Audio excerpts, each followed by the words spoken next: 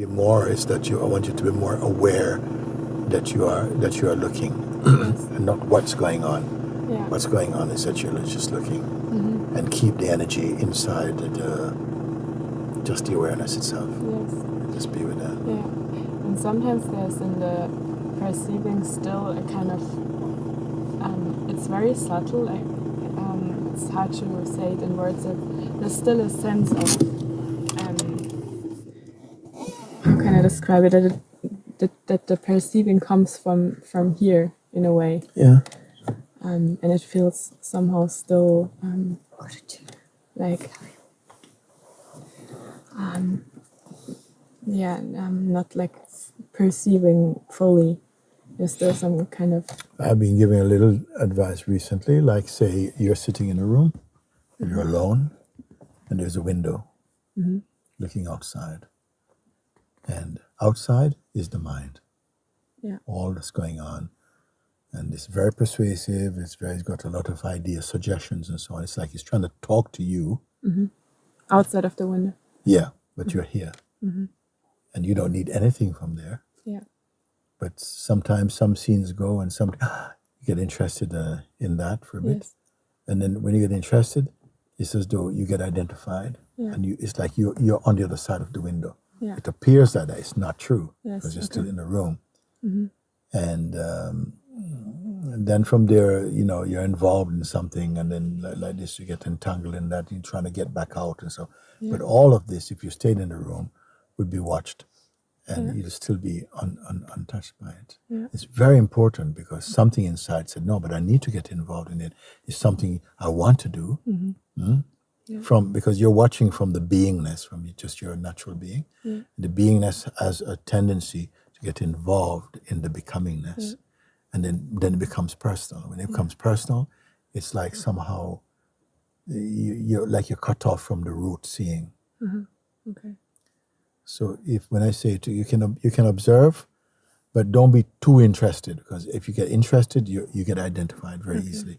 Try what's the reason is not to be afraid of what you see, but that as you're observing and staying, just paying attention, that you're looking from a stillness. You're not telling yourself that you're seeing that. Yes. Actually, and the seeing, when you don't hook up with what's happening there, it stays like detached. Yeah. And it's like things just coming and going. You're not controlling them. There's no need to control. They're just unfolding like that.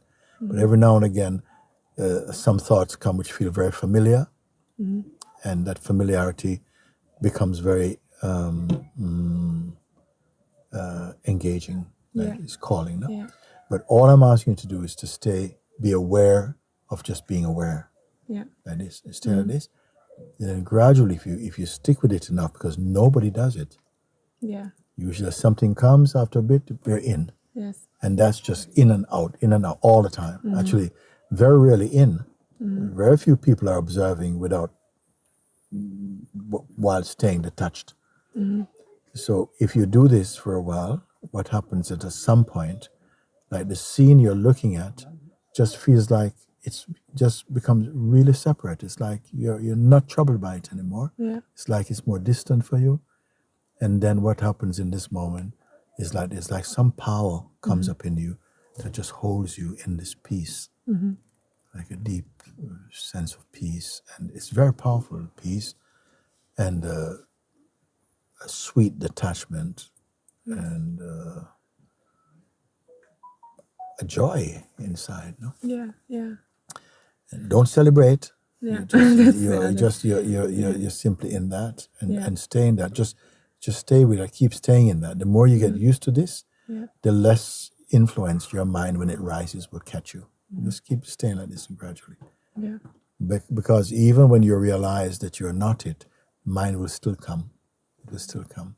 Yeah. And you have to keep exercising your discernment that you're looking. Of course, there are times when the mind comes and there are things to do. And the point I'm making is that when your power stays here, then what happens is that the world that you see, the life that's flowing from your body as well, like this, it gets flavored by your beingness and not by your person. Yeah. And when this is like this, your world becomes more harmonious. Yeah. When it goes from the person, it's very erratic. It's not. Yes. And that's what I'm sharing. To keep looking is not to dismiss the world. Oh, it's horrible. It's only horrible for the person. The reaction is usually from the person. Yeah. No, I don't like this, and it's so hard. I don't know what I'm going to do. I'm not getting anywhere. I need to try. This is the voice of the person. Yes. Yeah. But you're in the room. Yeah. In a room of silence. Yeah. And it's quite impersonal. It's the room of being. I'm going to call it the room. It's your natural space. And you must preserve this space when the mind is calling you to become personal. Yeah. You must keep looking with attachment. It feels difficult in the beginning, but as soon as you experience the beauty of it, then you have more resolve in you to stay with it. You stay with it and stay with it. And then gradually the mind will, because sometimes it's almost like the mind is like someone that comes and goes, hey, come, and you're gone. It's so easy because it feels like it presents you with a history and a habit and tendencies and things, promised things that will promise to fulfill you and to be good and dreaming and so on. So very few people are really staying in a place where they are observing with detachment. Very, very, very few. But as soon as it begins to work for you, you'll see what a huge difference it makes. Yes. You won't be struggling with life. Yes. And even the things that feel very painful and difficult for you, you start to appreciate that they help you to stay here. Yes. And today I had an experience with shame that it happens sometimes a lot that the head is turning red, and somehow I started to seeing it. It's a blessing because it is possible that the head is turning red and it doesn't disturb me. It's just because then if it turns red or not, it doesn't matter. But when the mind clings in and it's like, now you feel uncomfortable or people around you feel uncomfortable, then comes the stickiness. That's discerning the difference between the person and presence. Yeah. Presence is the weakness. Person is the involved. Yes. The false self and its projections and so on. Yeah. And now after so many years of sharing and talking with people, the guidance just becomes simpler and simpler. And why it becomes simpler and simpler is when I find people who will listen to it and follow it. And if you're following it, because if you're listening from a person, you're always going to need more advice and more learning and more study and more practice and more places to travel and so on. But if you can listen in the place of being and just follow it, you see that, wait a second, where do I need to go? I'm really happy just here in my being. Yeah. But it doesn't mean the mind is going to give up. It will keep coming for a while and you just stay with it, stay with it. Yeah. It was so powerful when you said that just sit with it and it actually it works. Yes. And it was just so powerful because you said that who's doing that, like just sit with it, and also for me as a reminder, because as you said, like going or running away or find other things, it's so can happen so fast. Yes. Yes. Very quick. And even if you feel like, I got identified again, don't register that like it's a failing. Don't worry. Just again, come back. Yeah. And the minute you come back and you honor just looking from here again, that action before is forgotten. It doesn't have any, it's not like you're building a history of failure. Yes. But the mind will tell you that. But you just stay back. Just keep coming back. Every time you come back, you're simply here. You're just here in this place. And it's the most simple and it's the most effective. In fact, every other kind of advice, teaching this and learning, they're secondary to this. This is the primary advice. If you can do this, this is what I mean that you catch the whole ocean with a one hook. Yeah. You follow this thing, just stay with it. Because you may find that your mind is making other suggestions and telling you how another spiritual practice might work, and all it will do this. It's just you just have to grow. Yes. When you get the result, you don't need to.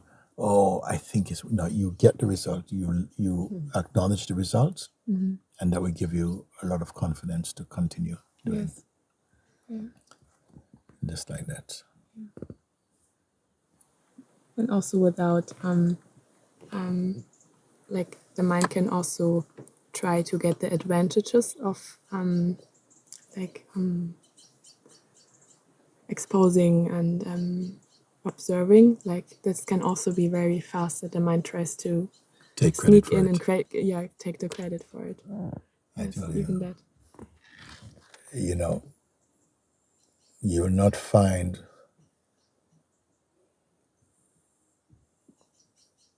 anyone that can create delusion in you than your own mind. Okay? That's the only thing you have to master. You don't have to master anybody else. If you can master, and by mastering I mean just being aware of what is happening and see that actually it's just a movie, and actually so many thoughts you may experience in a day, and at the end of the day you cannot remember any of them because they have no value. There's nothing at all. Yeah. But if you catch one, it will stick with you. Yeah. Yes. No? Yeah. So just to be aware of that and just keep looking and checking in. This simple thing. And what happens, how clever and how strong our conditioning is that sometimes you'd rather go and do 50 other practices rather than just this one thing. Mm-hmm. Why? Because this works. And the mind has it's that it comes out with a resistance. Yeah. But over the years, I came to a conclusion that you don't need to regard your mind as your enemy. Actually, it's one of the best helpers because he's going to give you such a hard time that it's only by if he was all giving you sweet times, you would never wake up. But because it crashes so often and you get tired of struggling and suffering, and then you become more open to looking for a guidance that really works. And this works. Thank you. Good.